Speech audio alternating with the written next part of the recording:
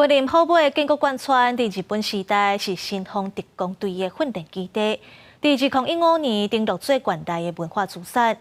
前几日才出车祸，虽然人无代志，不过牌楼是去互车弄断去，当地民众是拢真不甘。轿车和重机相撞后，轿车一日弄到牌楼，造成牌楼基座断去。4月30号半暝这场交通事故，将后尾建国一窗的牌楼弄断，好加在驾驶上便伊无大碍。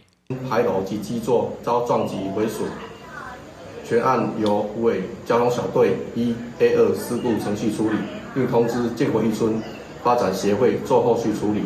后尾建国贯村，我是新丰特工队的训练基地，到现在一村二村，阁留存1970年兴建两座牌楼，这次被弄断，当地协会相当唔甘，希望相关单位会当赶紧来修复。就是代表眷村的一个意向，那。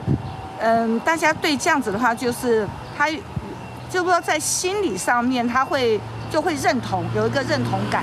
那如果现在一旦垮了，我觉得那个认同感会有一点被破坏掉。依照保存管理维护的办法，那召集专案小组，包含我们的文化资产委员一起去现勘。